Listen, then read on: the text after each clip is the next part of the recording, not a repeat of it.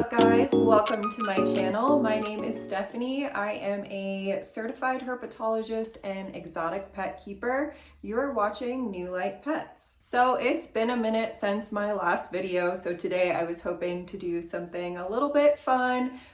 Today we are going to feed all of my 23 pets. This is not including my backyard chickens, but I have ferrets, I have a lot of reptiles, I've got dogs and cats, so a lot of mouths to feed. I definitely am not trying to glorify having this many pets. It is certainly not something for everybody, but it does work for me. My life revolves around animals. I'm home a lot, I own my home, and this is just my passion. And I live day to day making sure that my animals are thriving. But I know this is not the norm and I don't recommend this for everybody. But with all that being said, let's get to it and let's go feed some of these animals. I do need to preface, however, that there will be snake feeding in this video. So if that is something that makes you a bit squeamish, I would not recommend watching this video. However, it is frozen thaw feeding. I never feed live rodents to my reptiles, but there will be snakes taking unalived rodents. So if that's not for you, this is your fair warning, or you can just skip past that part. There will be lots of other animals not eating rodents. All right, to start off, I'm just gonna kind of prep everything. Right now, I am just getting ready to thaw the rodents for my snakes because that takes the longest amount of time. So I'm just using some room temperature water. They've already been thawing in bags in the refrigerator. And I like to just leave them in this plastic because it kind of keeps the mouse dry itself. And then I just pop a lid on that and allow it to thaw. Okay, so next up I need to prepare salads and then defrost one of these little cubes for my blue tongue skink. And the salads are for the bearded dragons. These cubes I pre-made. They are just made with a high quality dog food and different fruits and veggies, leafy greens, and then supplements. And this is just a good go-to for my blue tongue skink. These do thaw out pretty quickly, so I'm just gonna pop one in her dish and just let it thaw on the countertop for right now. All right, so now we have Silver Cat over here helping to make the salads. But today I'm pretty limited for the beardies, so we're just gonna do yellow squash and some mustard greens. All right, so we have our bearded dragon salad. I just dusted with a little bit of a calcium supplement, and then I'm going to add a little bit of bee pollen for the top as well, which is a great superfood.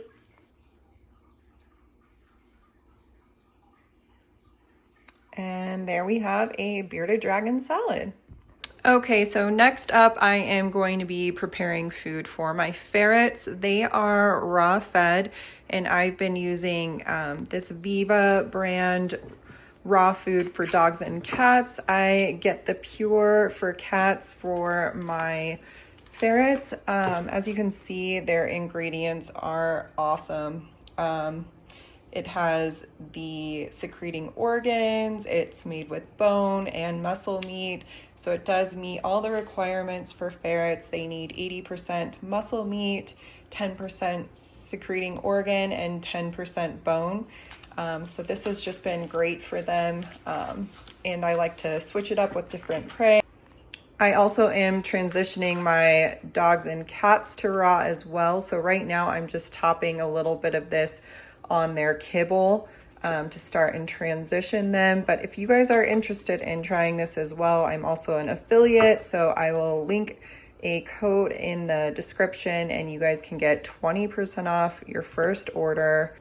And as you can see, Silver Cat really likes it too. She's sitting over here waiting for her bit of the Viva. So I'm gonna go ahead and scoop her out a little bit for her to go ahead and eat.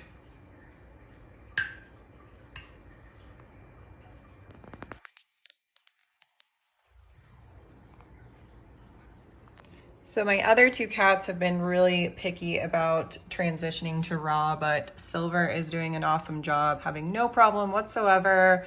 And she absolutely loves it. So really grateful for that. All right, for the dogs, I'm just using a high quality kibble right now and then slowly trying to transition a little bit of raw for them.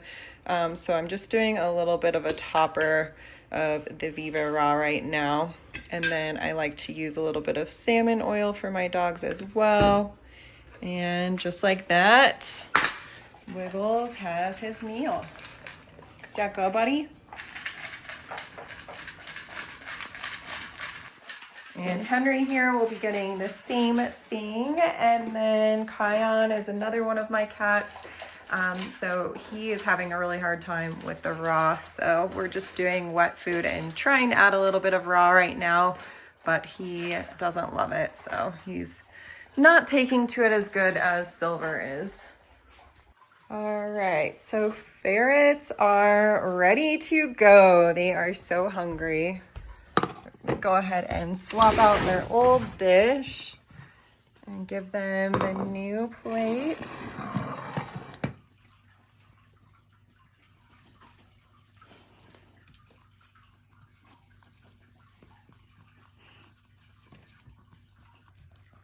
They are such good eaters now. It was such a challenge transitioning them, and it makes me so happy to see them going to town on their food. It was so much work. And another thing to note is ferrets are very prone to a lot of health issues.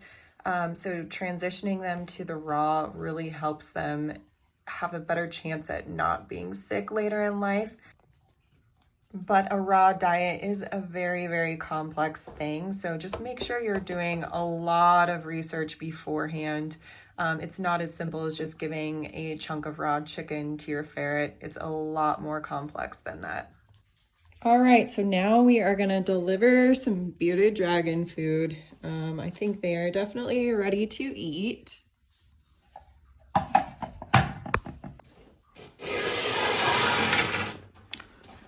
First up, we have Lili.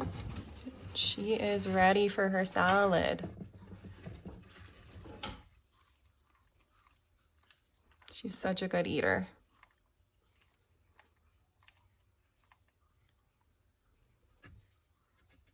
All right, kiddo. All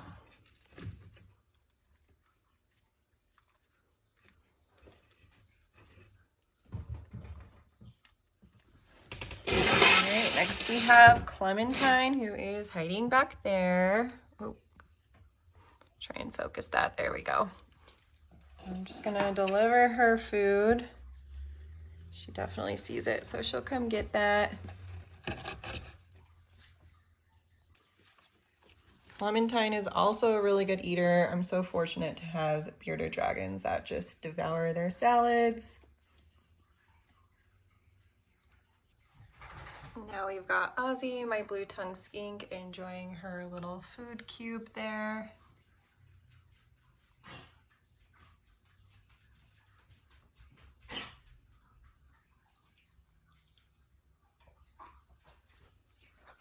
All right, so next up, I'm just getting some insects ready for my frogs. I raise my own dubia roaches, so I've got a colony here in this tub.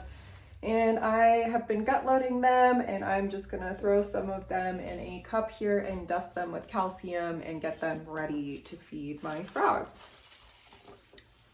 All right, we're gonna start with Gertrude, my Woodhouse's toad. I like to just feed her in this tub, and then I'm gonna put some insects in there for her.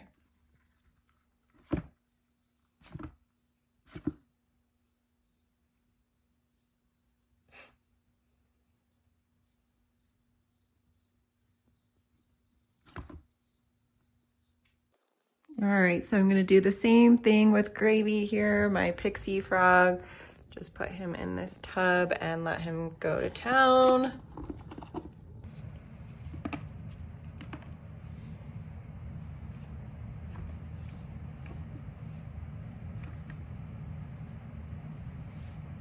Pixie frogs are really good eaters, very, very food driven, so usually no problem with this guy. All right, so the next critter I'm gonna feed is my Cuban false chameleon. She's back there.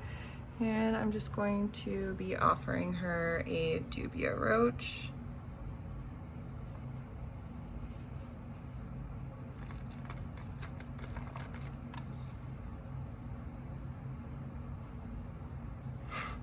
She always pauses super weird like that after she takes her insect. It's like she freezes. It's really weird, but it's what she does.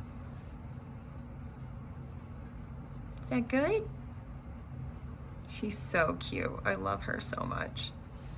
So as far as my whites tree frogs go, basically all I do is I just dust crickets and dump them into their enclosure for them. They won't tongue feed, so I'm really not gonna bore you with that. Also my crested gecko, she just gets Pangea at night in a cup, so we're not gonna really go over that today in this video. It's just not really worth it. But if you want a cute peek, there is Salad sleeping in her little frog cup right now. And then there's Popsicle back there. So tonight they'll be given some crickets to hunt.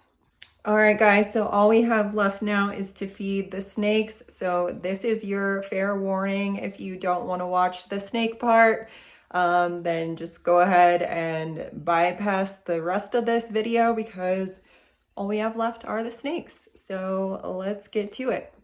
Okay, so first up we have Hendrix, my corn snake. He's a little guy, so he's just getting a fuzzy mouse. I don't usually feed during the day, so this will be interesting, but he's a really good eater, so I'm sure he'll smell his mouse and come on out. He's in this hide. There he is.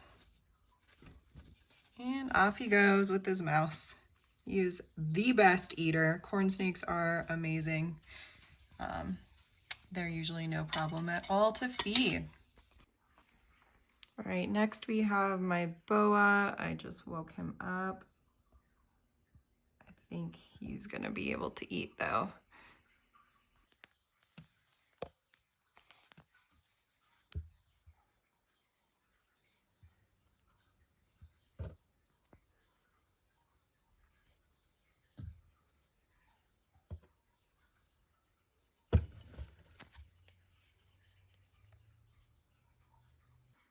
So the last snake we're gonna feed today is Zeppelin, who's in this rock hide here. See if he can wake up and come out and do this.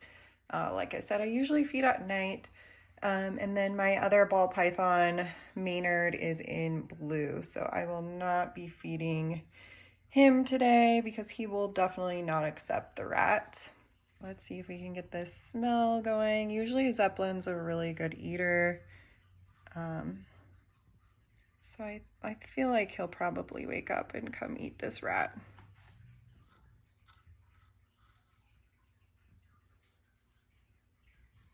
Missed it. I literally just turned off the camera for a second and he took his rat.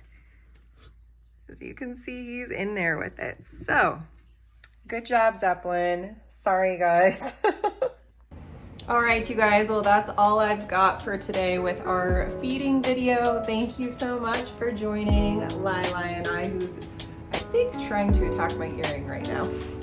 Hopefully you guys got to see some cute animals eating today, and it was at least entertaining for you all. If you guys enjoyed the video, please like and subscribe. It's very, very appreciated. Oh, I told you guys, anytime I have something shiny on, she wants to attack it. So I'm gonna go ahead and take off these earrings. But until next week, guys, happy reptile keeping and have a great week.